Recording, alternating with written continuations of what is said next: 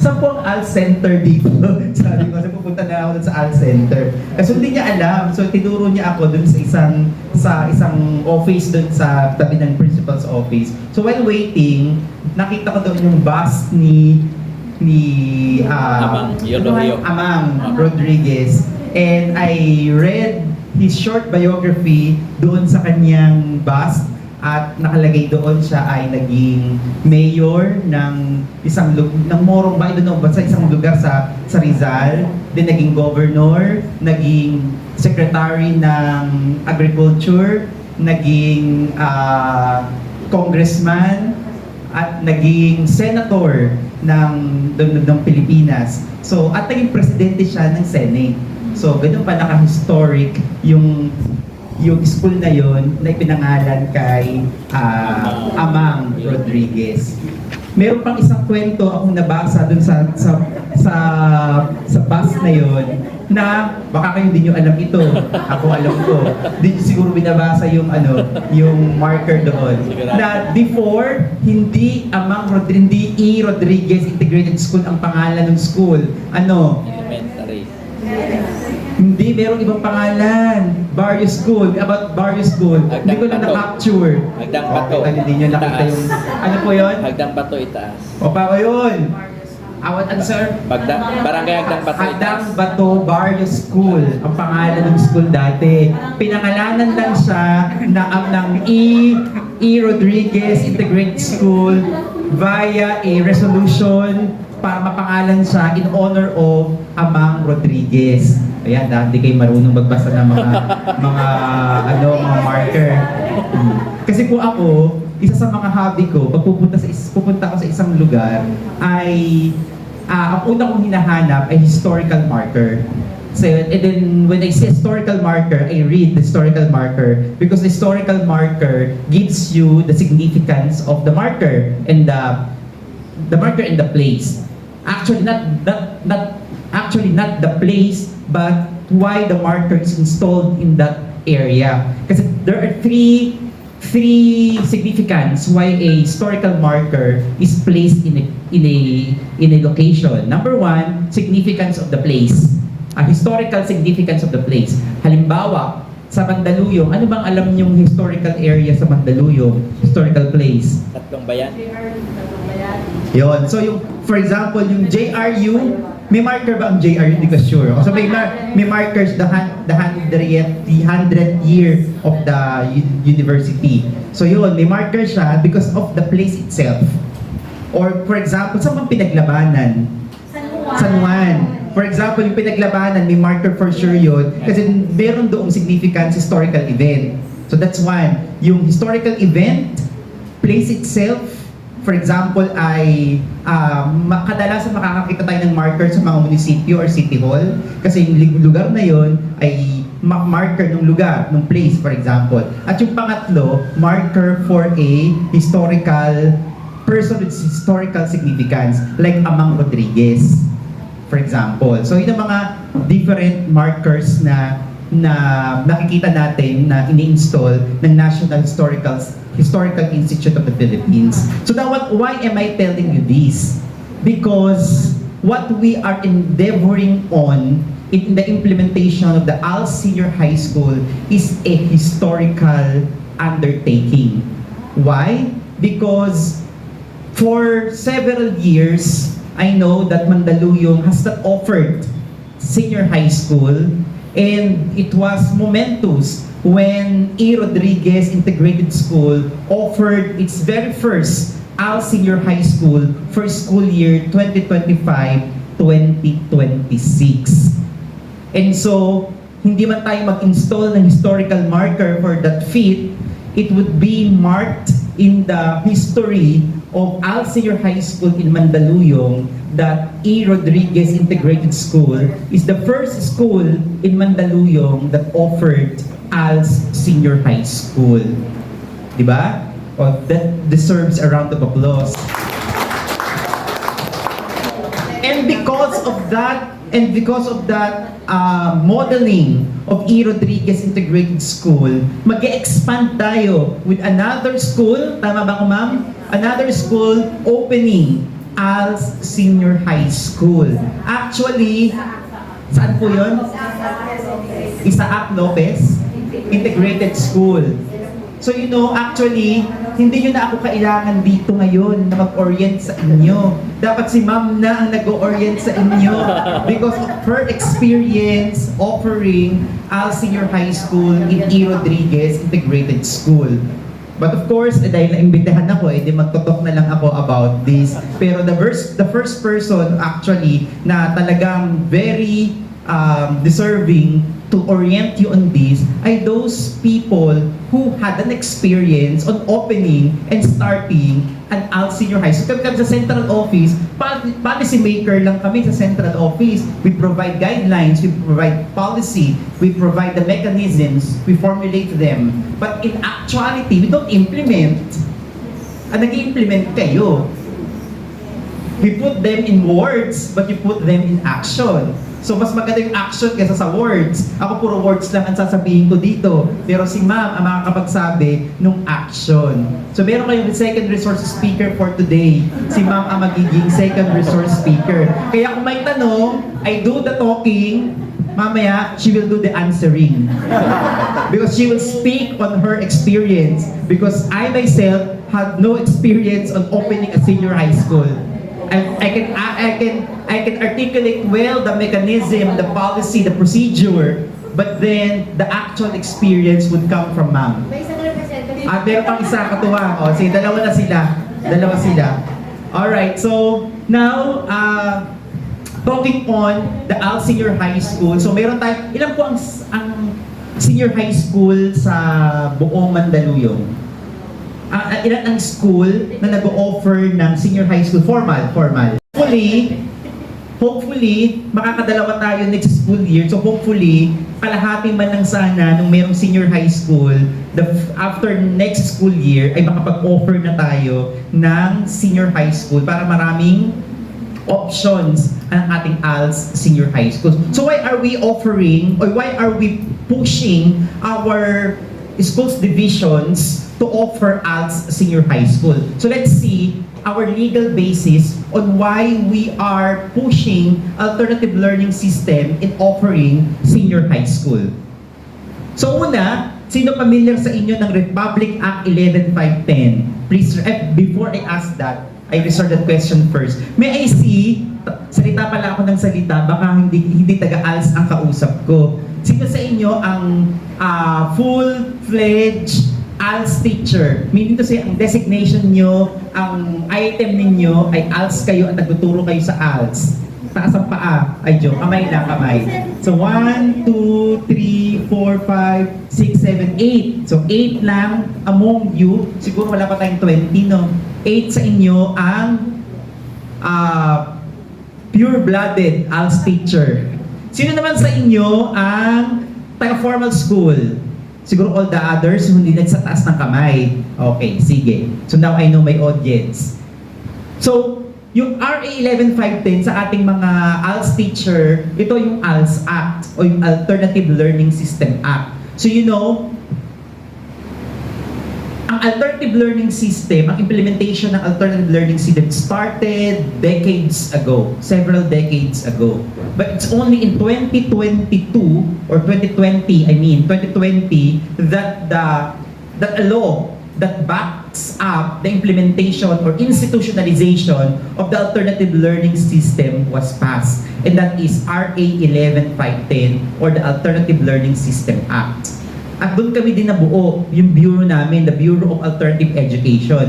I know that you heard enough about the Bureau of Alternative Learning System before, the BALS. It's called the BALS. At yung BALS nag-exist until 2015. After 2015, na nagkaroon ng rationalization at nagkaroon ng iba-ibang bureau na sa central office, nawala ang Bureau of Alternative Learning System noong 2016 na nagkaroon ng rationalization. So mga naging bureaus na, dati before 2016, ang mga bureau sa central office ay Bureau of Elementary Education, Bureau of Secondary Education, yung mga older than me sa DepEd, alam yan, yung mga bureau natin sa central office. Bureau of Elementary Education, yung BEE, Bureau of Elementary Education, BSE, Bureau of Secondary Education, and yung Bureau of Alternative Learning System. So yung mga bureau noon sa central office. Pero nung nag-rationalization ng 2016, diyan pumasok na nagkaroon tayo ng Bureau of Curriculum Development, Bureau of Learning Delivery, Bureau of Learning Resources, Bureau of Education Assessment. Yun lang, 4. Nasaan ang ALS? Nawala sa picture ang ALS. Kasi na-distribute ang ALS. Kasi ang BCD, ang concern ng BCD ay curriculum. So all about curriculum, the in charge is the Bureau of Curriculum Development. So kung curriculum ng ALS, doon mapupunta ngayon kay BCD. Then Bureau of Learning Delivery, it's about translating the curriculum into instruction. Sagot yan ng BLD. O saan napunta ang ALS? Andun din siya sa nakalodge sa BLD. The implementation of ALS program, ang in charge, BLD.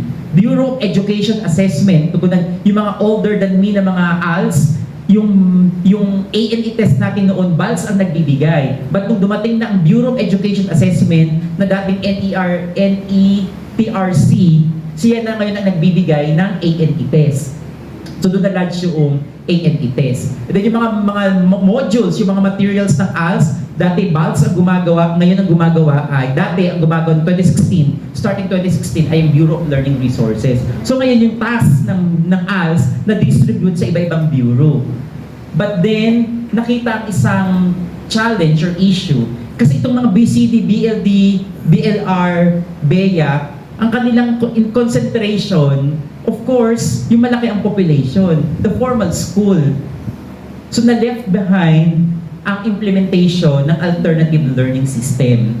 So it was during, I'm not sure kung ito ay 2019 na buong task force, 2019, when the time that, before that, nung si Ma'am Director Marilet Almeida, ang Director ng Bureau of Learning Delivery, she noticed that concern about the alternative learning system na left behind.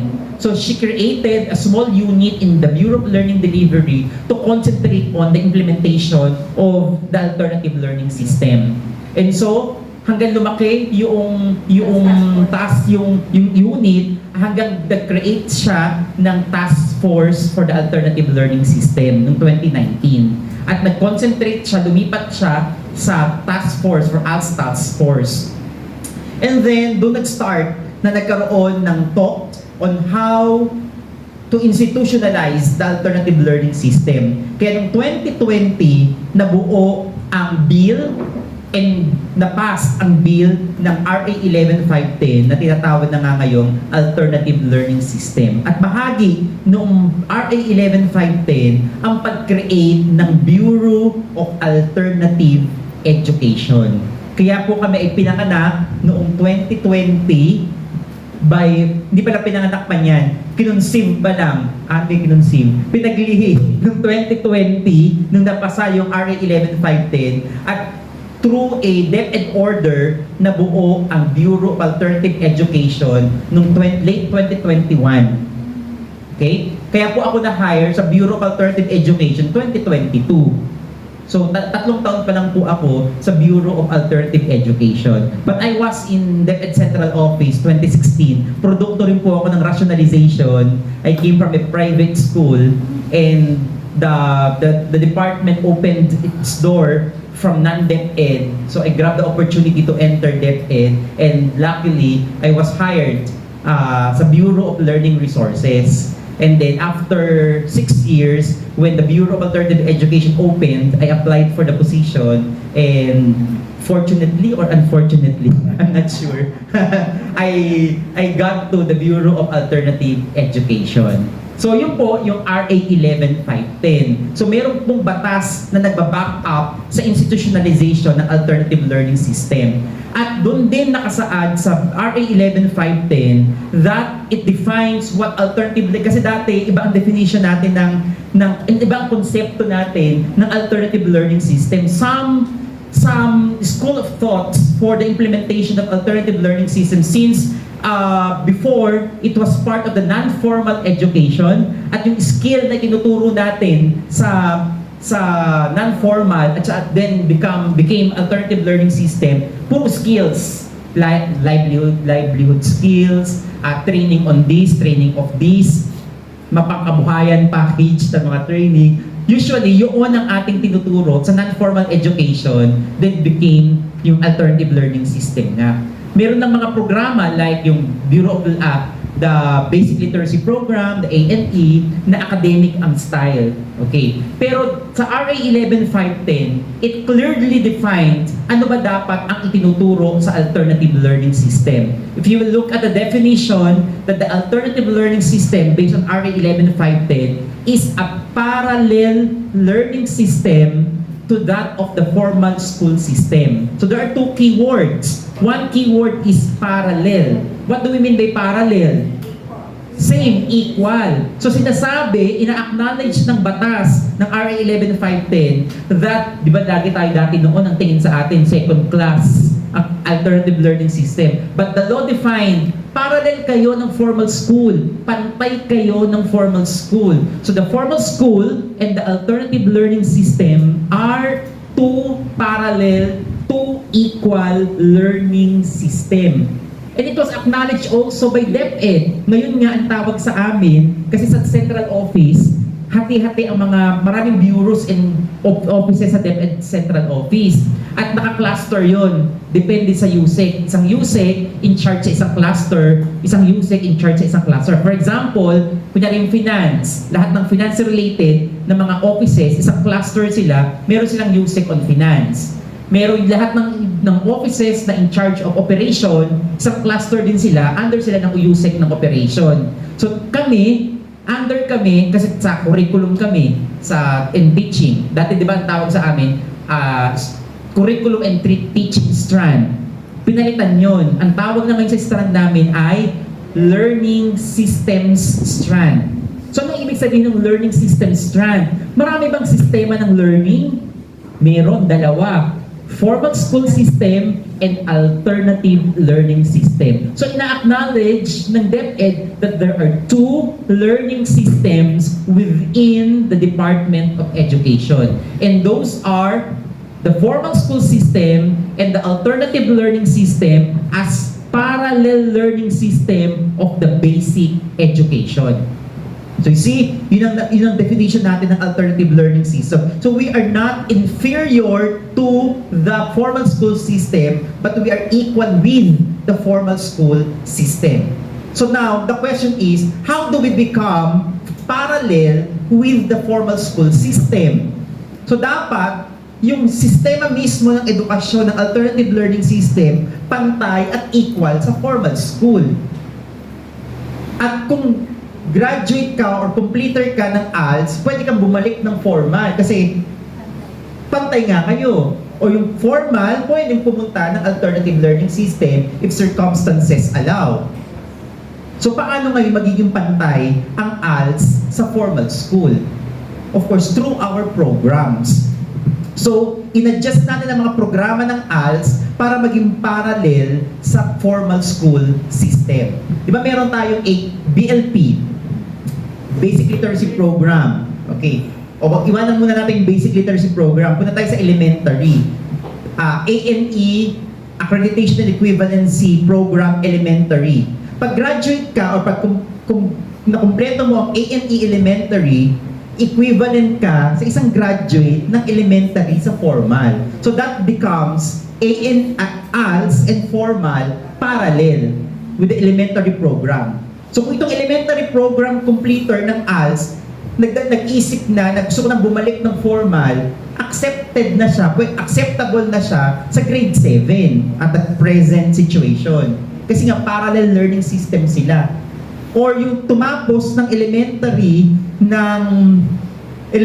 ng formal at napunta siya sa special situation and circumstances that qualified him for alternative learning system, pwede na siyang mag-enroll ng ANE junior high school. Hindi mo pwedeng sabihin, ay hindi ka nakakabasa, bumalik ka ng A&E Elementary. No, because his credential, the learner's credential, is that he is a completer of elementary, then the next level should be junior high school. So kung lilipat siya ng ALS, junior high school ang entry niya. Hindi natin pwedeng i-demote, ay hindi ka marunong bumasa, mag-elementary ka lang.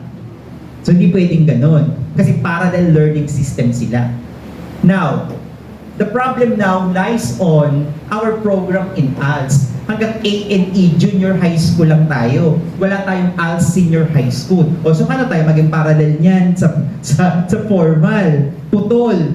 So lahat ba ng completer natin ng junior high school, ililipat na natin lahat sa formal kasi sa formal lang merong senior high school. Yun ang nangyari sa Mandaluyong starting, kailan ba tayo nag-implement? 2019 or 2020 hanggang 2024, school year 2024. Wala tayong senior high school. So saan nagpunta ang ating mga learners? Nasa formal sila.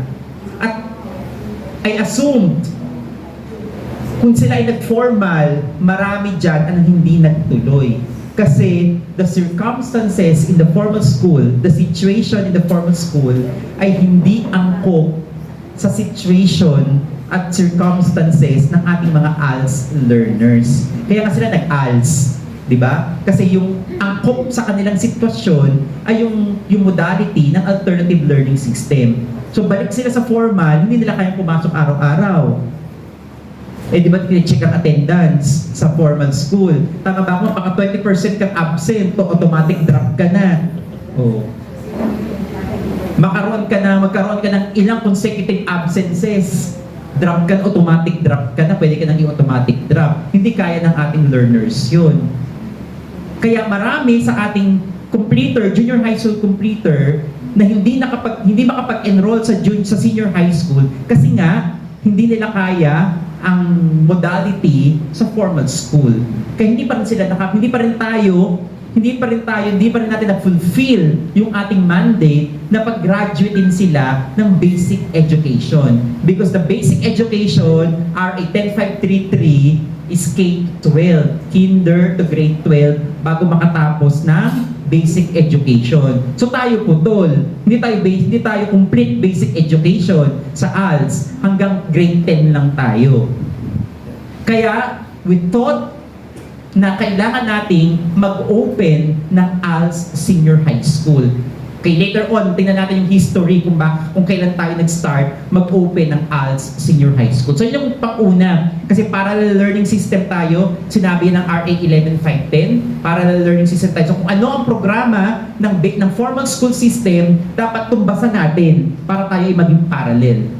Okay? Then, Deped Order number 13 series of 2019 o yung ALS 2.0, sinasabi rin dyan ng ating complete programs ay up to ALS Senior High School dapat. To equal with the K-12 program.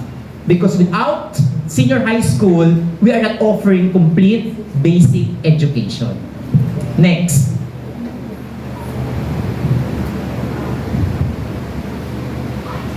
So ano bang objectives ng ating ALS Senior High School implementation? So number one is to provide access to complete basic education for out-of-school youth and adults. So nalay ko na ito na-discuss ko na to earlier na hindi tayo nag-o-offer ng complete basic education if we will not offer senior high school. Kasi nga lilipat lang sila lahat sa formal. Okay? So yun ang ating first objective. Makapagbigay tayo ng access to complete basic education, and complete basic education for ALS means up to grade 12. The number two, test flexible senior high school curriculum model for ALS learners. O sa ating sino ang mga taga-Aries dito na nagtuturo sa senior high school? Sila ma'am at si sir. Ano ang ating curriculum na ginagamit sa senior high school? Nag-recitation, nagot tayo.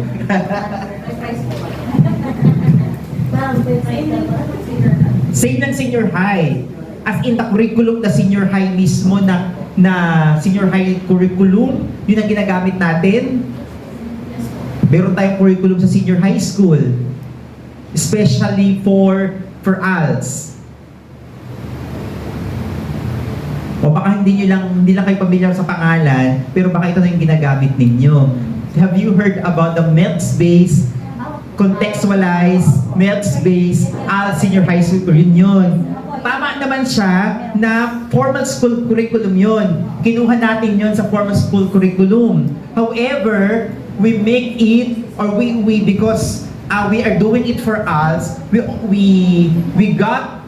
anchored the curriculum to the formal school curriculum, only that we focus on the most essential learning competencies. Kaya nga siya MELCS-based. You remember, during the pandemic, ginamit natin ng MELCS-based. So doon natin binase yung curriculum ng ALS. Kung ano yung MELCS-based during the pandemic, yun ang ginamit natin, inadapt natin sa senior high school. Kaya siya MELCS-based. So kinuha natin ang mga competencies sa MELCS ng senior high school. Then another feature of the senior high school curriculum, it is contextualized. Nakita niyo po ang curriculum, nagtuturo po kayo sa formal? Nagtuturo rin kayo sa ALS. Kinumpare niyo po ba yung curriculum ng formal at curriculum ng ALS? Anong difference? Anong difference? Mas shorter, mas mahaba sa formal. Mhm. Yes, Mas selected topics. Correct. Yung nandun sa How about yung content ng mismong curriculum, guys? Merong portion sa MELCS-based curriculum na wala sa formal school curriculum. Kasi sir, sa Manalo yung way back nung nagkaroon ng pandemic, light po. Yes. Yung module namin. Ah. So, yun po yung ginagamit namin yun po yung pattern namin for Okay. the ALS. But the curriculum, you are using Yung MELCS-based. But if you look at the actual curriculum of the ALS Senior High School, or the ALS Senior High School curriculum for short, for longer, ang tawag natin ay MELCS-based, contextualized, MELCS-based ALS Senior High School curriculum. That's the longer version of the name. Pero ang kanyang shorter version, ALS Senior High School curriculum. Makikita nyo doon na sa curriculum ng ALS Senior High School curriculum na wala sa formal school curriculum yung portion na contextualization. Meron na rin tayong tintin na yung isa pa,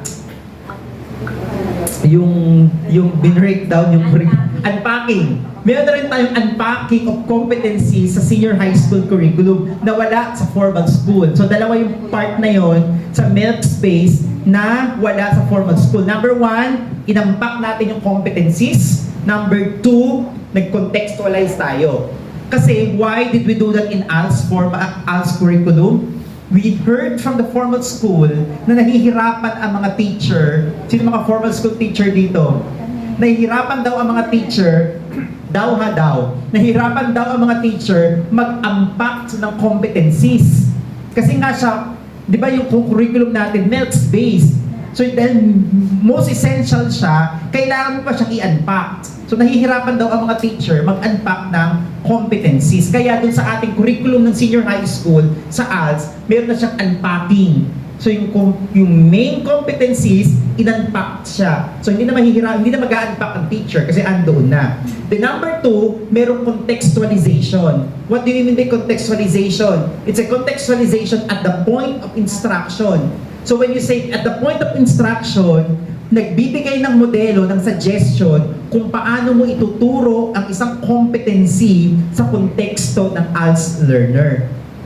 So yun yung kagandahan ng MELCS-based, contextualized MELCS-based ALS Senior High School curriculum. Later on, bigay namin yung link para makakita nyo yung curriculum natin. Okay, next. Number 3. Develop scalable delivery and assessment approaches. So this means that yung assessment natin para sa ALS, although similar to that of the assessment at formal school, kailangan natin i-scale ito. At yung assessment natin ay kung paano natin ina-assess din yung ating mga ALS learners. And number 4, yung ating ALS Senior High School implementation is to inform DepEd policy and resources needed. Kasi at present, ang ating implementation ng senior high school, dahil in the absence of an implementing guidelines of the ALS Senior High School program, ang tawag natin hanggang ngayon sa ating programa ay pilot implementation. Because there's no policy yet on ALS Senior High School. Though we have drafted and finalized the policy on ALS Senior High School, when it reached the office of the secretary, the advice is wait for the implementation of the strengthened ALS Senior High School, strengthened Senior High School program. So ngayon, nagkakapapilot implementation pa lang ang strengthened senior high school.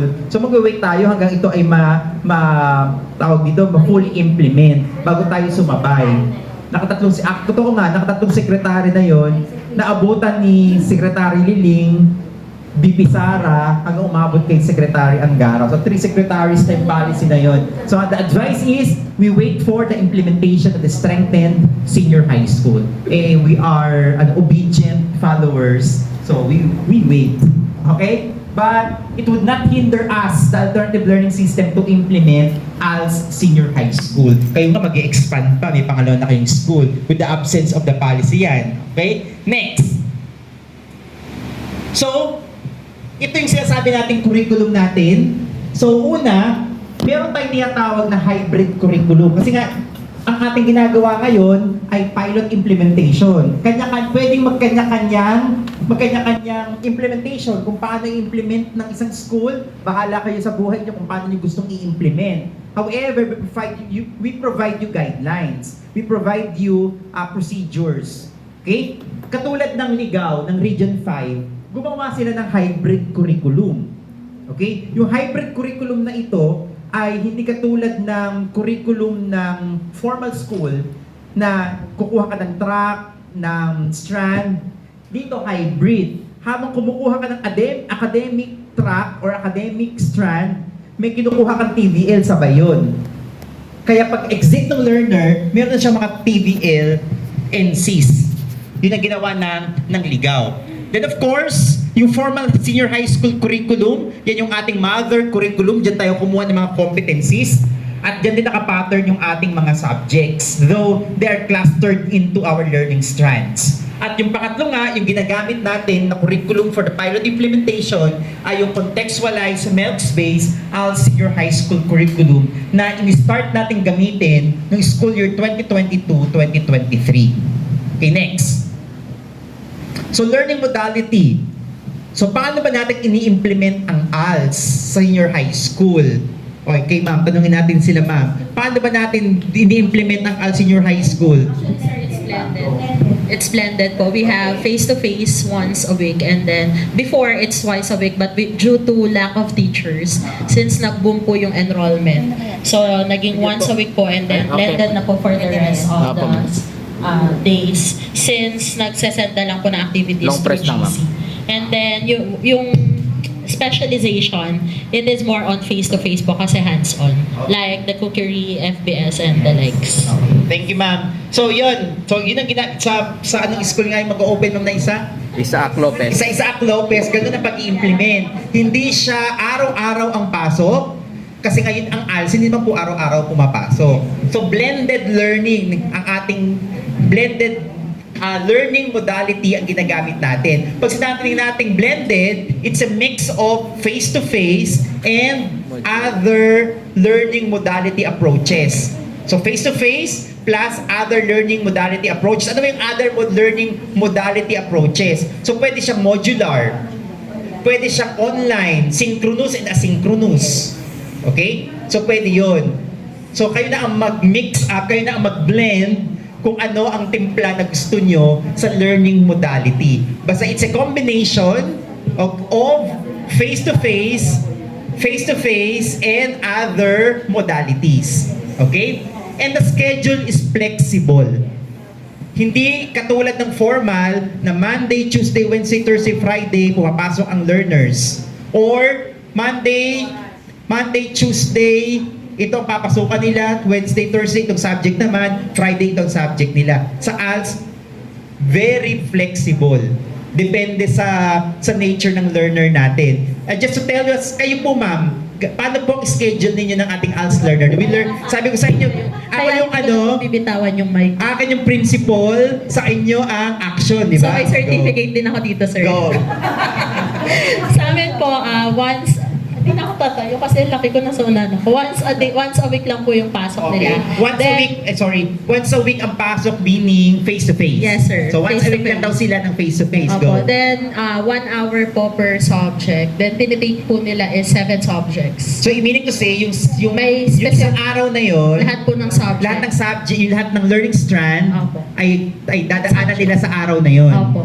Yung Then- face-to-face na class nila. Yes, sir. Okay. Most of the time, lecture po yung nangyayari Yes. for the face-to-face. Then, yung mga submission na rin po siya ng outputs. Okay. For the blended, pero po minsan, may times po na nagpapapasok po ang specialization if it has something to do with the performance Okay. po.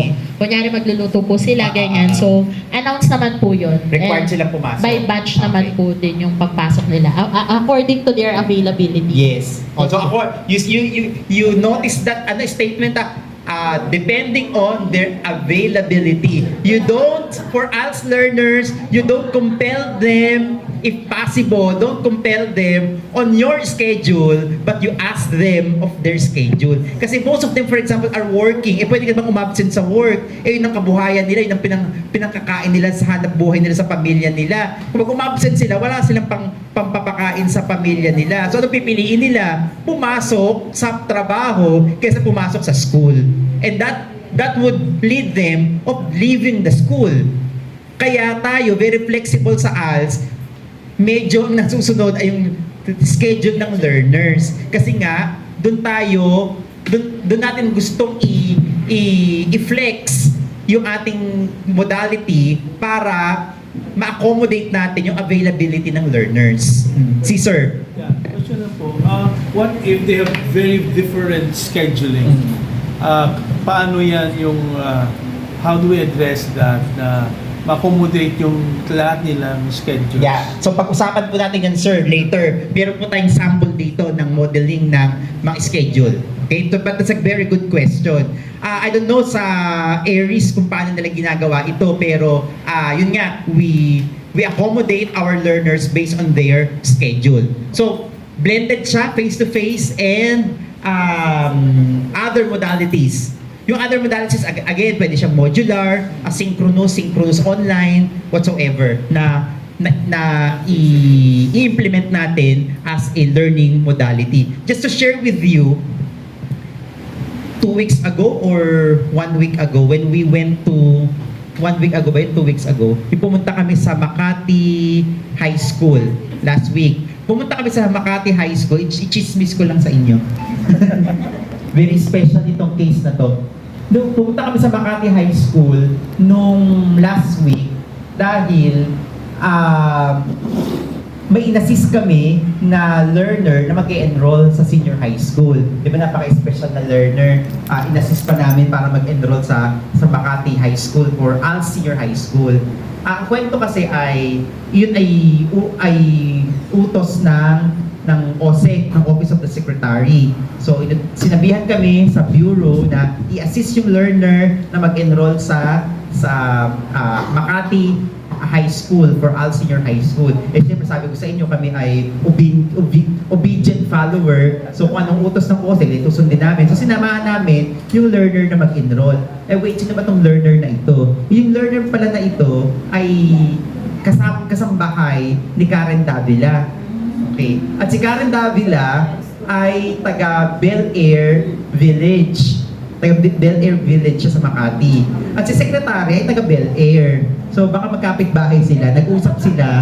Pinasamahan sa amin yung yaya doon sa Makati High School. So that's the kwento. Kaya namin sinamahan yung learner. Okay. So to cut the story short, nung pumunta kami sa Makati High School, so we interviewed the school kung naging way na rin namin yun to look at the school, to see the implementation of ALS Senior High School. So, naging blessing in disguise na rin siya na nandoon kami para makita rin yung implementation ng Makati High School at ALS Senior High School. And admire their scheduling. Ano yung schedule nila? For the weekdays, online, synchronous at asynchronous ang mga learners kasi most of their learners galing sa Bel Air, mga kasambahay. Okay, then every Saturday, compelled ang learners na pumasok. Kasi alam nila na mga learners, day off ng Sabado at or Linggo. So, Sabado, doon nila i-schedule lahat ng hands-on activity. Kasi TVL sila. Ang ino-offer nila sa TVL yata ay cookery, bread and pastry, food and beverage, at meron pang isa. I forgot the other one. Housekeeping. So yan ino-offer nila. So every Saturday, lahat ng hands-on activity, para performance task or hands-on demo, ginagawa nila pag Sabado. So weekdays, buong weekday yun, walang pasok na face-to-face ang mga learner. Except kung special circumstances na kailangan nila mag-report ng weekday. So yung scheduling nila, buong weekday, walang pasok na face-to-face, lahat ay asynchronous and synchronous. Nag-meet din sila online. At ang schedule nila sa hapon, pahinga na ng mga yaya. Okay, then sa Sabado, day off, doon sila mag-hands-on. So kaya yung sinasabi kanina, depende sa time of learner ninyo. Ayun kasi common ang schedule, kaya ganun ang scheduling nila. Okay? Yung kay sir naman siguro, baka iba-ibang klase yung learner niya, kaya mahihirapan siya mag-scheduling. Okay, next. Let's go to the next. Ayan, mga learning resources. Ano mga gagamitin natin ng learning resources? Kasi baka nag-worry kayo, ay, bagong open ang aming senior high school, ano ang gagamitin namin na mga learning resources sa senior high school? So number one, we have existing senior high school learning resources. Ang formal school, ma'am, di ba meron kayong ginagamit ng mga LRs, mga learning resource, modules, textbooks sa senior high school? Pwedeng gamitin yon ng ALS. Kasi again, our competencies are anchored to the competencies of the formal. So whatever materials ang meron sa formal, pwede nyo gamitin sa senior high school ng ALS. Okay. At meron din tayong locally developed LRs. Kung pwede kayo kung gumagawa kayo, manghirap kayo sa ARIS, sa mga materials na locally developed nila. Why not? Resource sharing. Di ba, ma'am? Okay. At meron tayong dinevelop na rin sa central office, sa Bureau of Alternative Education. How many is that? 60? 44. Meron tayong available na 44 modules ng ALS Senior High School na ginawa namin sa central office. Nakaka-access ba kayo nun? O sige kayo kay Ms. Tintin mamaya ng access na meron ba tayo sa online? Wala pa, sir. Pero meron tayong drive. Meron tayong drive. Share naman natin na yun, di ba? So, i-share ni Ms. Tintin. That's 44 titles ng module. So, karagdagan na yun na pwede ninyo i-gamitin sa inyong implementation. At yung 44 na yun, random siya sa different learning strands, focus on academic subjects yun. Academic subjects siya. Mga core subjects. Okay? Next. Ayan, ito naman mga teachers. Itong big issue natin, teachers. Sino ang magtuturo sa ALS Senior High School provided that wala naman tayong teacher na ibinibigay ng senior high school. Katulad ng, anong school ito? Nakalimutan ko lang naman. Isaang integrated school. Sino magtuturo ng senior high school, ALS Senior High School nyo? Wala naman si DepEd, Central Office, binigay sa inyong teacher na magtuturo sa ALS Senior High School. Huwag kayong mag-alala. It's a tie. Wala rin kaming binigay sa ARIS. Pero nakapag-implement sila ng senior high school. So, paano yun ginawa? So, number one, the ALS teachers with senior high school subject specialization, senior high school teachers, junior high school teachers, or community ALS implementers. So, paano ito ginawa? Maaaring ganito ang ginawa ng ARIS. May nag-identify sila ng mga senior high school teachers na voluntarily, willing magturo sa senior high school. Okay? Then may nag-volunteer.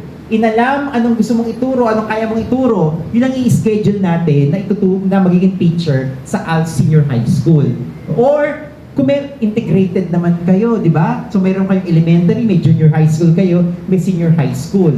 So, silang lahat pwedeng magturo sa sa senior high school, sa ALS Senior High School, again, provided that their specialization, their major, fit the subject.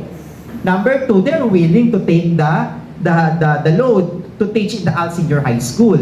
Okay? Or meron kayong mga community ALS implementers na may specialization na kayang ituro ang senior high school subjects, then pwede silang itap to teach the senior high school subjects. At yung nakalagay na 1-4 na yon, meron na kasi tayo na po-provide 2 years na, for 2 years, meron na tayong na-hire na 1,400, actually na to 100% hired. Ang nabigay na natin na items, plantilla item, sa ALS Senior High School, specifically for ALS Senior High School, ay 1,400 na. Kasi every year, 2 years ago, nagbigay tayo ng 700 items. Last year, ngayong taon, nagbigay tayo ng 700 items, kaya 1,400 na siya. So next year, magbibigay ulit tayo ng 700 items. So bakit hindi nabigyan, next question bakit hindi nabigyan ang ARIS ng teacher na yan? Kasi nga, pag nagko-compute ng teacher item, doon lang sa may existing. Last year, hindi pa kayo existing. Okay? So ngayon, hindi pa rin kayo mabibigyan kasi wala pa kayong existing. So maaaring sa next years to come, na next year, baka maaaring meron na kayo, o maaaring wala pa din. Kasi nga po, depende yan sa number of items. Imagine, 700 sa buong Pilipinas. Magkakasya ba yan sa 700 sa buong Pilipinas? Kaya nabibigay, minsan isa lang. Minsan dalawa, pag malaki-laki ang population ng senior high school o nung division, per division po kasi ang bigay. Minsan, sa isang division, kunyari ang learner lang nila ay ganito, isa lang ang pwedeng ibigay. O malaki-laki yung division na population sa senior high school, o pwedeng 2, 3. Pero pag less than the threshold na magbigay ng item, hindi mabibigyan talaga. Priority yung may malaking population ng ALS Senior High School. But nevertheless, nagawa ng ARIS kahit walang items na ibinigay ng ALS Senior High School, kayang gawin ng Isaac Lopez. Okay? Now, next. Next. Ayan. So, paano ba ito? Maglo-loading tayo ng teacher. So, ito yung aming suggestion. Suggestion naman ito. Kung meron kayong maisip at ginagawa na ng iba, kung meron kayong maisip na ibang paraan, well and good, kung ano mag-work sa inyo. I don't know sa ARIS kung alin dito ang kanilang ginawa para sa kanilang ALS Senior High School. So, doon tayo sa red. Overload. Ayan. Voluntary or with remuneration or incentives based on local arrangement. Good to know na itong overload na ito kasing modality na amin na mechanism na formulate ito noong 2019 or 2020 na nag-start tayo. Pwede nyo i-overload yung teacher kaya lang parang TY. Ganyan. May pumapayag naman ng mga teachers na gano'n kasi they are inspired to teach in the ALS Senior High School. Pero ngayon, meron na tayong DepEd Order number 5, kung hindi ako nagkakamali. DepEd Order number 5, series of 2025. Paki-search nga po kung tama yung aking number ng DepEd Order. DepEd Order number 5, series of 2025 about teaching overload payment. So kung magiging overload siya, pwede natin ipasok sa teaching overload. Halimbawa, si ma'am, full load na siya sa senior high school formal. From Monday to Friday, meron siyang 30 teaching load. Tama po ba 30? 6 times 5 So 30. So halimbawa, Monday to Friday, si ma'am, may total siyang 30 hours na teaching workload. Nagtuturo ngayon siya sa senior high school. Meron siya, for example, 2 subject na tinuturo. So, kung halimbawa na, sa isang araw, kung totalin sa isang linggo, meron siyang 5 hours na ginugugol na teaching load sa ALS Senior High School. So, that's over and above her regular teaching load na 30. 2024, hindi 2025. Okay. So ngayon, ang total na niyang workload or teaching load ay teaching load na pinag-uusapan na hindi yung 8 hours required reporting to school ha. So yung teaching load na 6. So meron na siyang ilan? 30 plus 5, 35. So excess siya ng 5 hours. Yun ay pwedeng i-compute for teaching overload based on Debit Order number 5, series of 2024. Meron kasi dalawang modality ng pagbabayad, quote-unquote, ng overload. One is monetary, number 2, through service credit. So basahin nyo na lang yung S sa mga school heads natin at saka mga school leaders. Basahin na lang yung Debit Order number 5, series of 2024, kung paano makuha natin, makapag-claim tayo ng overload para sa ating ALS teachers. From the formal school, magtuturo ng ALS, kung ang option natin ay overload, ginagamit natin itong option kasi nga, yung teachers sa formal school, enough lang para magturo ng regular workload ng mga subjects ng senior high school sa formal. Kung dadagdagan ng ALS senior high school, no option na magkakaroon sila ng additional teaching hours. Tama? So, option natin yung mag-overload. Yes. Sir, kasi in our experience, ang mic na, parang feeling ko rin po kasi question eh. Feeling ko po kasi. Ayan. Sir, kasi with regards po dun sa computation ng subjects, kasi po pang teacher po 1,800 minutes, 6 subjects po siya for 5 days. Are we talking about senior high school ALS or formal? Formal po. Okay, go. Then, if ever po na mag-a-add po ng ALS, kasi since 1 day lang po yung face-to-face, paano po ang computation with regards to minutes? Yung 1 day face-to-face lang po ba? Or similar to the other subjects na 300 minutes din po, given that it is blended? Okay. Yung sinasabi mong number of required minutes for a subject is based on the curriculum of formal. Eh, iba nga ang ating modality sa ALS. We can shorten, we can lengthen the number of hours per subject. If, for example lang, if for example, yung face-to-face mong sinasabi na teaching overload ni teacher, nagtuturo ka for example ng Saturday, kaya ginawa mo Saturday, or every after rendering 6 hours mo na regular sa formal, yung ika-7th mo sa buong araw ginagamit mo sa ALS, na face-to-face teaching with ALS. So meron kang 5 oras sa isang araw. Kahit isa-isang oras yun sa isang araw, it's a count as 1 hour per day. Regardless of what subject or whatsoever, basta nagtuturo ka, basta nakaklase schedule siya kay teacher.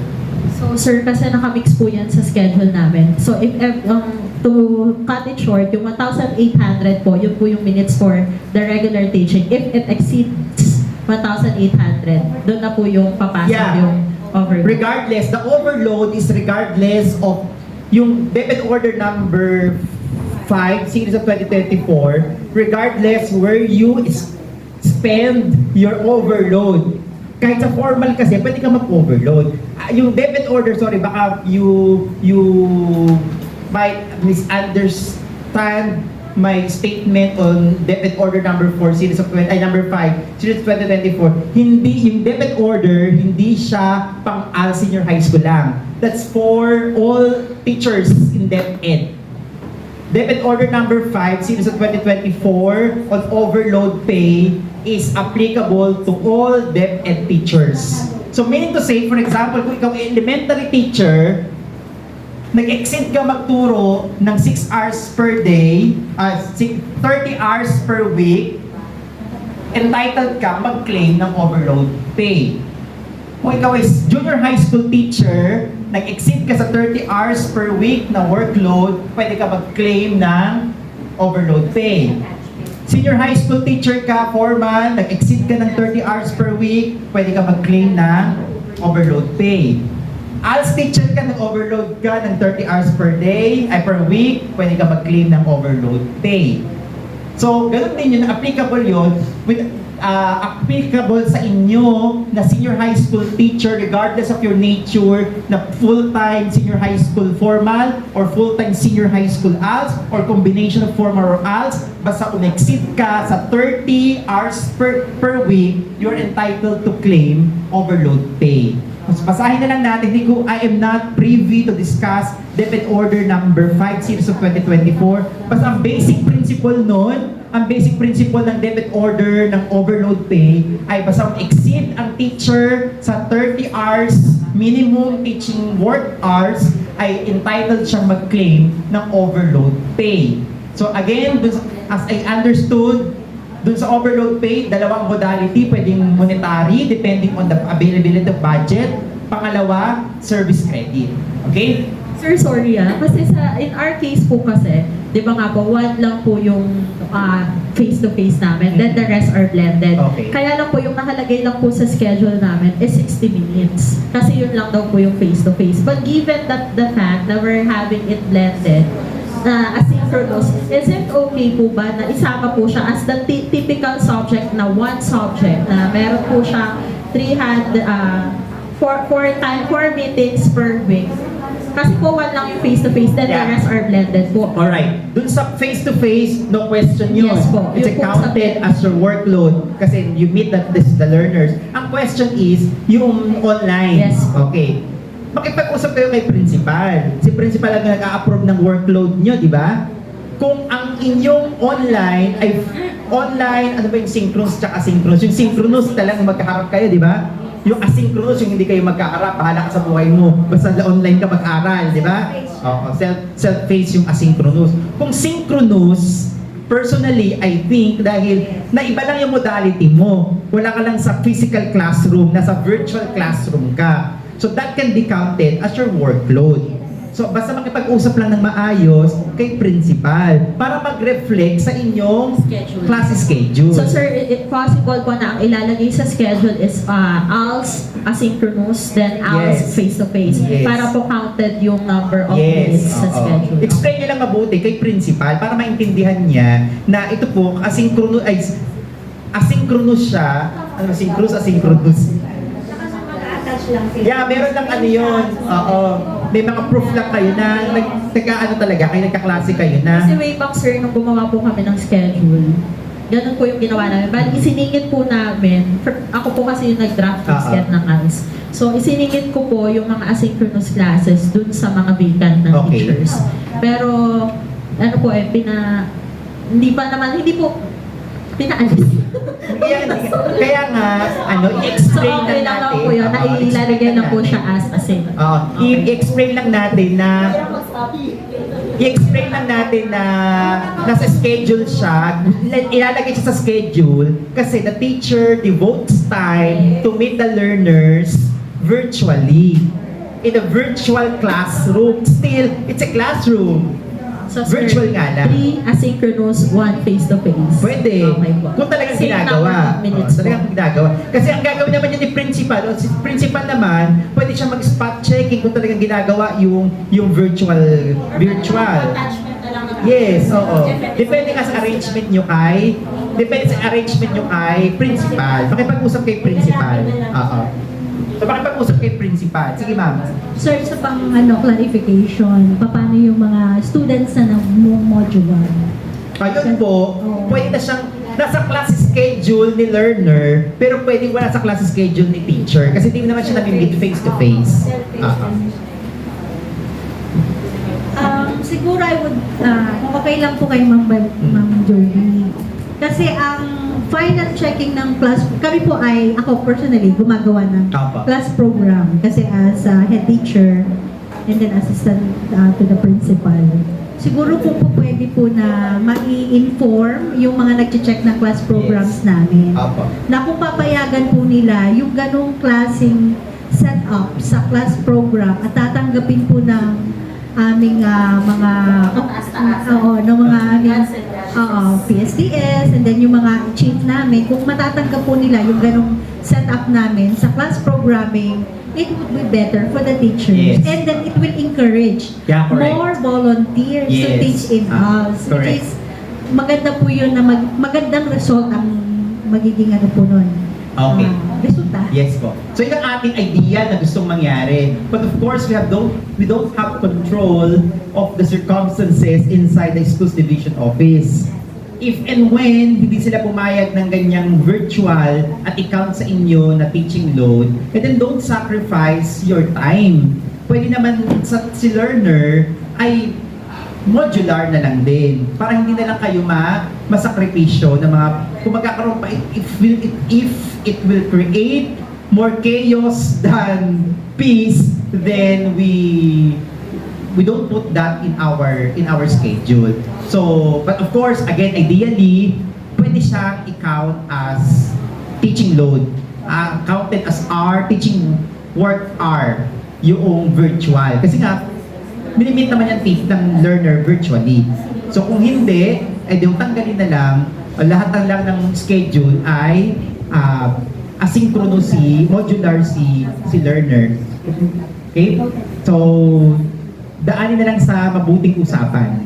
Okay? Next. So, yung isa, yun ang overload. Okay? Merong pangalawa. Okay? Pangalawa ay full-time as senior high school loading. Meaning to say, ano ibig sabihin yan? Kung hindi naman makaka-apekto sa number of teachers sa formal school, na si teacher ay i-assign mo as full-time ALS teacher, pwede po yun. Halimbawa lang, hypothetical, sa kabila, sa Ilis ay may excess teacher kayo sa senior high school, halimbawa hypothetical, pwede siyang ilagay full-time ALS teacher. Yun ang hawak niya, ALS teacher lang, siya pwede yun. Or kung gusto naman, ay maraming nag-enroll sa ALS, o di maglagay kayo ng mga teacher, full-time ALS teacher. Then yung iba, full-time formal school teacher kasi wala kang naka-allot na items, na additional items sa teacher for ALS. So pwede po yun. Mag-assign tayo ng full-time ALS senior high school na load. Yun lang. Sir, pag isa lang po siya, magiging teach all po ALS yung subject. Kung kaya naman niya, why not? Di ba kayo that's the nature of ALS. No, that's happening. Real scenario, punta kayo sa punta kayo sa BLP, sa Basic Literacy Program, sa ANE Elementary, sa ANE Junior High School. Isang si ALS teacher ka, sir, si Sir, LS1 hanggang LS6 tinuturo niya. So hindi yung bago sa ALS. Hindi bago sa ALS na lahat ng subject itinuturo. Basta kaya. Pag hindi ko kaya, sir, kumuha ako ng mga guest teacher. Correct. So ganyan ang ALS. So kaya hindi sa amin bago na isang ALS teacher tinuturo ang maraming subject.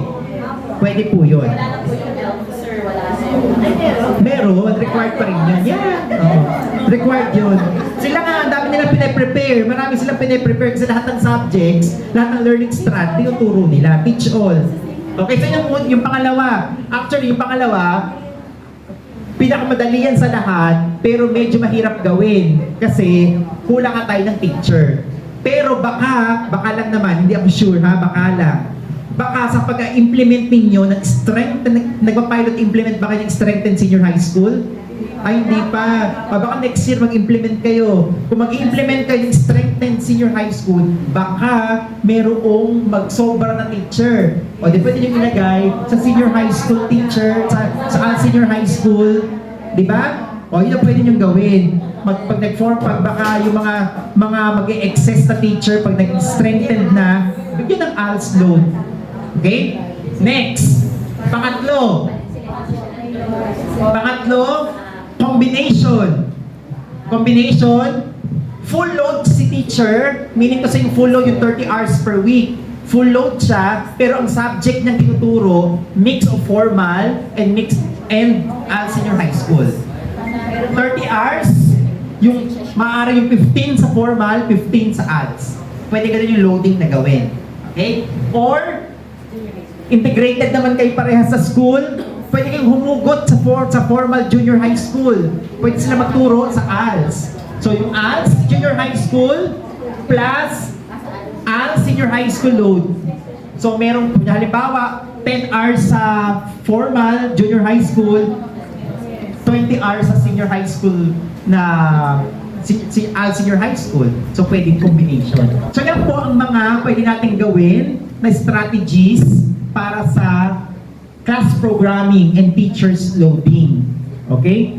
So, marami kayo. Mas maganda nga po sa inyo, very ideal yung inyong setup kasi integrated school kayo. Malay nyo, may makuha kayong potential sa elementary teachers. Kasi may mga elementary teachers, may major. Di ba? Or they're willing to teach yung mga subjects na madaling ituro like communication skills, mga English, magagaling sa English, pwede magturo ng English. Magaling sa Filipino, magturo sa Filipino kahit elementary school teacher siya. Pwede po yun, itap natin yung potential nila. O baka may access kayo sa mga elementary ninyo na teacher, kaysa i-assign kung saan-saan, i-assign sa senior high school kung kaya nilang magturo sa senior high school. Why not? Okay? Next. Yan. Paano naman po assessment sa ALS? Same. Kung anong assessment ang binibigay natin sa formal school, same assessment ang ibibigay natin sa ALS. So, no question asked dyan sa assessment. Okay, next. Ayan. Paano naman sa enrollment? Okay, ang enrollment, ganito po kasi yan. Mayroong complication dito. Dahil, sinabi ko nga kanina, wala pa tayong anong tawag ito? Wala pa tayong policy. Wala pa tayong policy sa ALS Senior High School. Hindi pa tayo makapag-create ng module, yung module sa LIS. Module sa LIS, na pag in-enroll mo yung learner mo, ALS Senior High School siya. Wala pang ganon. Kasi nga wala pa tayong policy. Okay. So how do we enroll our ALS Senior High School? Sa formal school siya nag-enroll. Okay, sa formal school nag-enroll, pero i-create siya na isang section. O, magtanong kayo kay Sir, mga taga-ELIS, yung si Sir alam na alam sa sectioning. So naka-section siya. Huwag niyong ihahalo sa formal. Pag in-enroll nyo, huwag nyo ihahalo sa formal. Pag sama-samahin sa isang section or dalawang section kung madami or tatlo, puro ALS yun.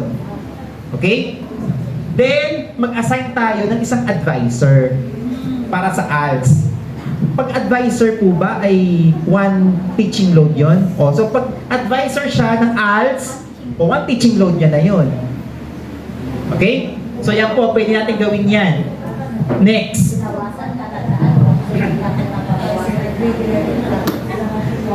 So ano na ngayon? Sino ngayon tinatanggap natin sa senior high school? So number 1, yung passers ng ALS Junior High School accreditation and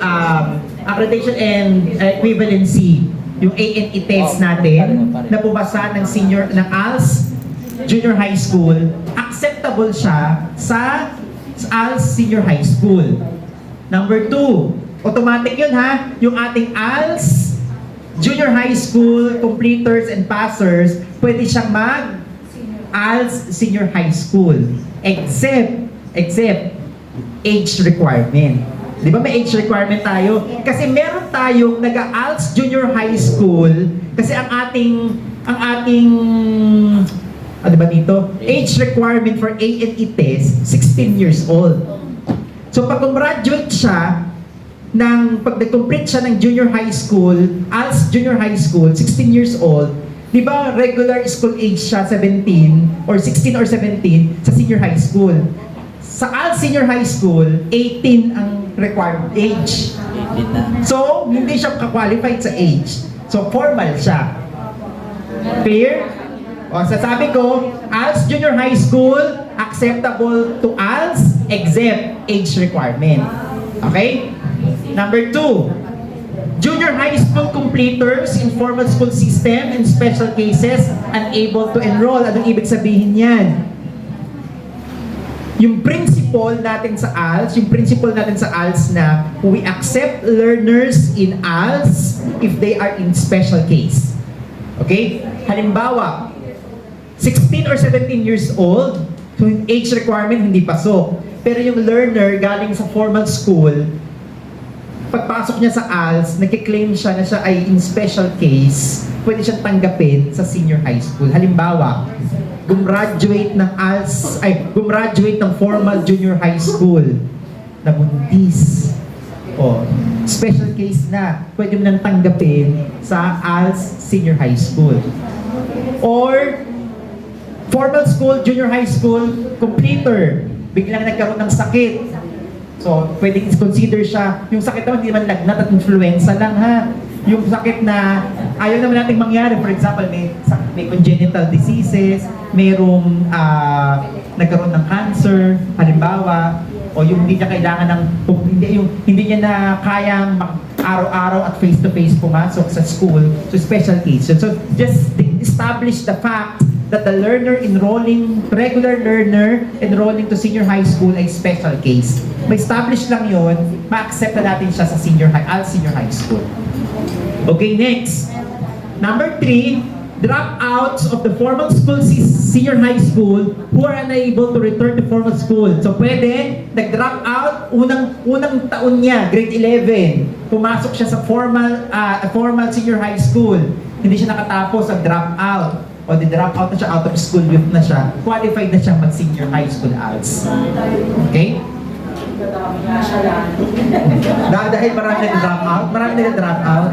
Pero ay ganito lang po yun. Hindi automatic.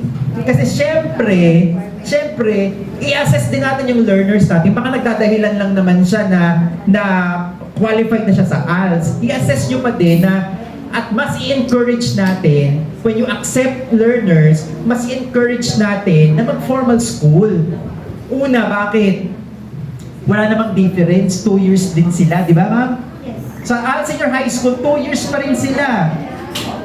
2 years pa rin sila. So walang difference yung number of school years sa formal at saka senior high school. Kaya if I were you, itaboy nyo sila sa formal school.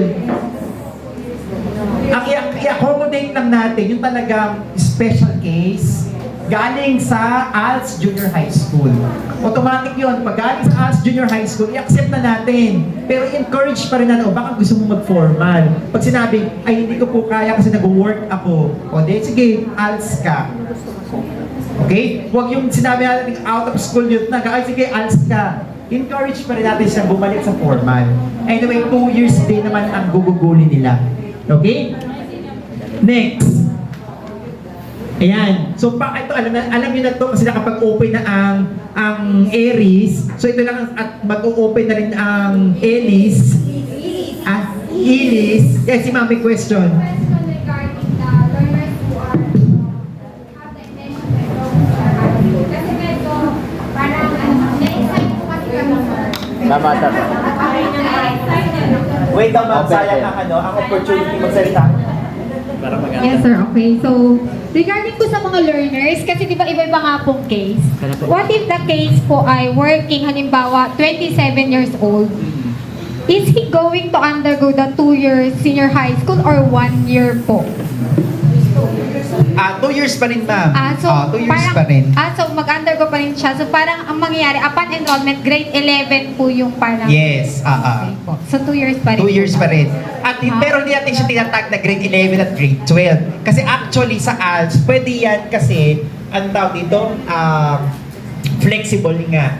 Halimbawa, si learner, ang kaya lang ng subject ngayong taon ay hindi naman required yung 2 years. Minimum of 2 years. Pwede 3 years, pwede 4 years. Kunyari ako nag-enroll, kasi nga tayo kasi, ang ginagawa natin sa kasalukuyan, pinapattern talaga natin after the formal school na 2 years. Nakakulong ko sa 2 years. Actually, minimum lang yon yung 2 years. When say minimum, ito yung pinakakaunting taon na igugugol mo sa senior high school. Hindi pwedeng 1 year or 1 and a half. 2 years siya dapat. Pero, pwedeng maging 3, maging 4, maging 5. Depende nga sa kakayanan ng learner. Kung ako ay learner na 27 years old, nagtatrabaho, ngayong semester, ang kaya ko lang pong subject, 2 or 3. Pwede mo i-accommodate. 3 na subject lang ang naka-enroll sa kanya. Kasi sir, meron din po mga cases na ang need na lang nila for work ay yung diploma na senior high school graduate. Parang nang sila kung parang ang haba pa sa panahon nila pag 2 years. Yes, talaga pong ganun. Talaga pong ganun. Kasi ang ALS, number 1, let's remember, ALS is not a shortcut course. Okay? Number 2, ALS is not a charity case.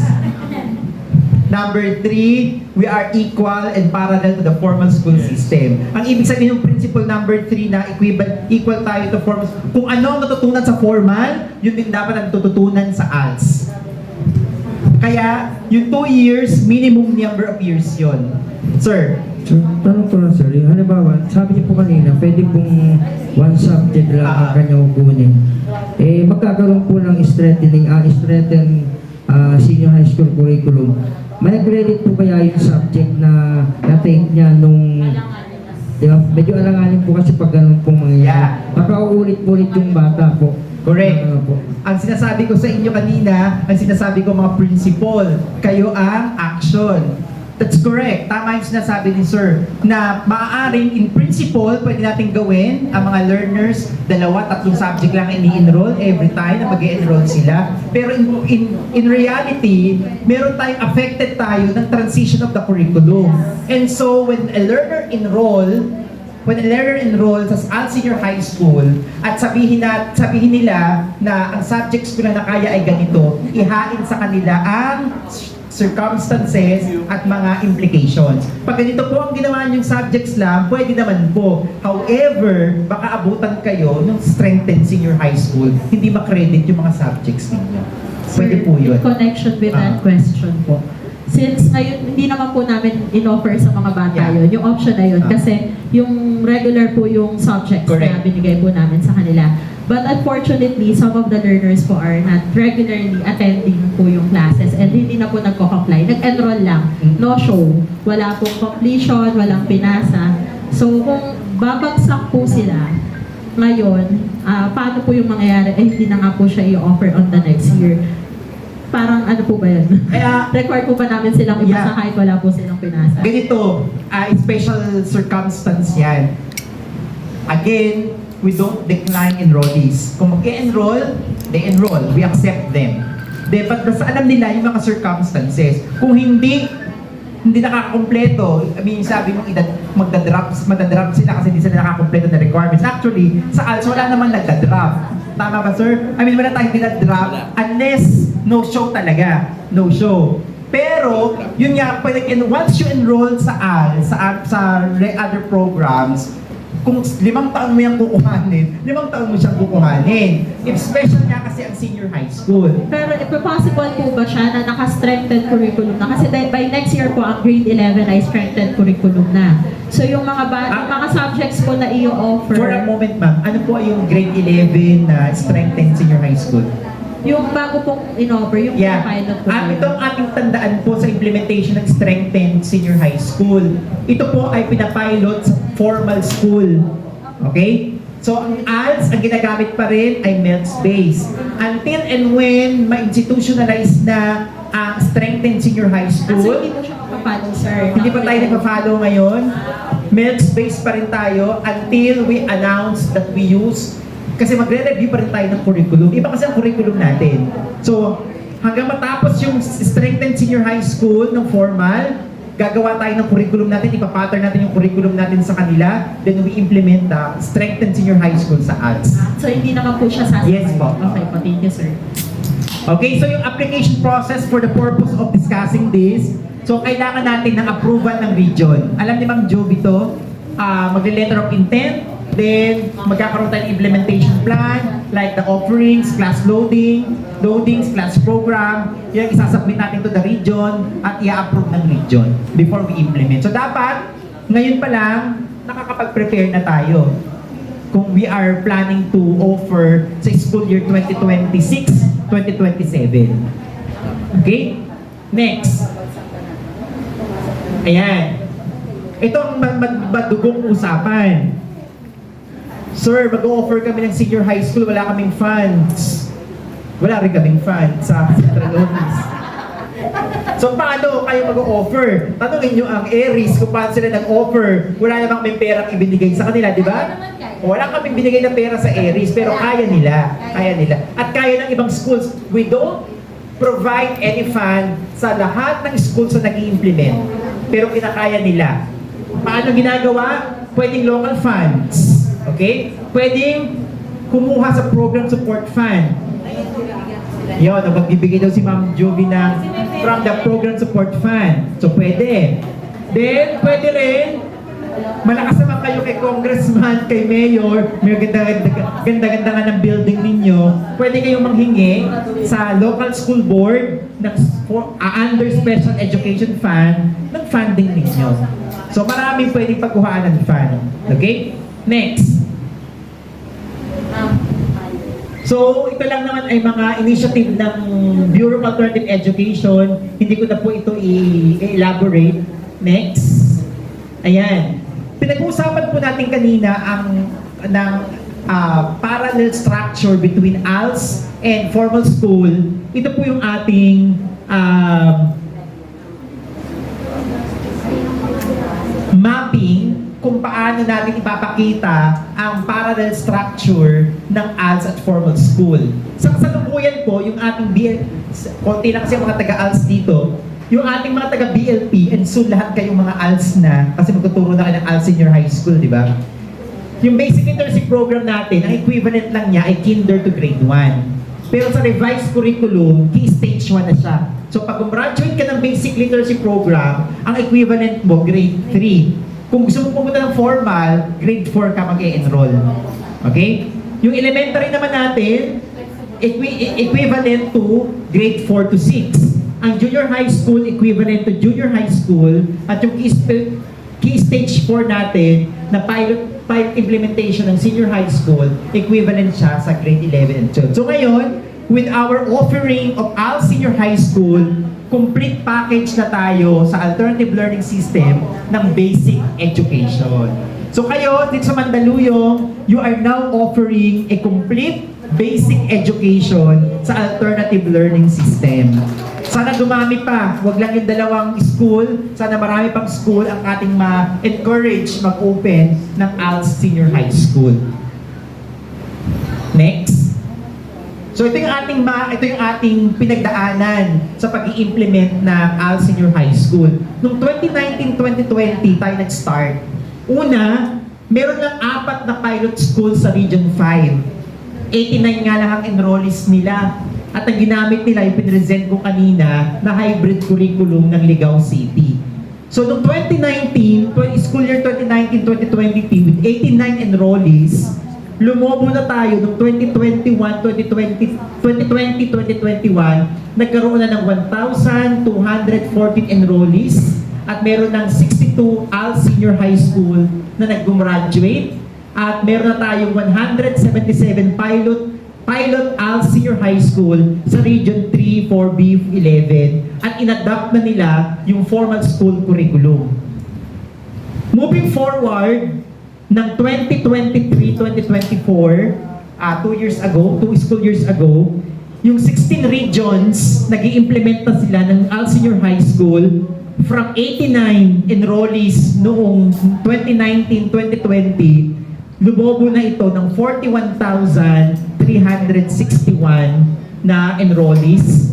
At meron na tayong 489 na EPSAs na na-train sa ALS Senior High School curriculum at nakadevelop na tayo ng 44 modules especially for ALS Senior High School. At next slide will show you, ganito na po kadami ang ating enrollees ng ALS Senior High School. This is school year 2024-2025. Meron na tayong 68,000 ALS Senior High School learners nung school year 2024-2025. And let's look at the NCR. Meron kayong enrollees last year na 2,382. Ilan ang senior high school niyo po last year? Anong taon po ng senior high school niyo? 57. Oh, that's a good number. More than one section. So makakadagdag na kayo dito sa 2,382 from Amang Rodriguez Integrated School. So yan po ang ating enrollment last year. And hopefully, hindi pa namin natitrace, hopefully, yung 68,000 na yan lahat nakakomplete ng senior high school sa ALS. Okay? I think that's the last slide. So maraming salamat po.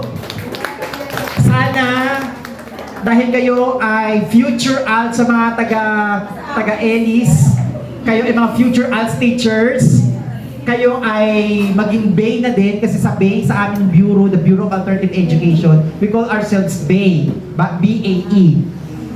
Ang aming prinsipyo ay maging bahagi, maging aktibo, at maging ehemplo. So in the future, next school year, magiging bahagi na kayo ng alternative learning system by offering ALS Senior High School at magiging aktibong implementers na kayo ng ALS Senior High School at magiging ehemplo kayo gaya ng E. Rodriguez Integrated School na ehemplo sa pag-i-implement ng ALS Senior High School sa SDO Mandaluyong.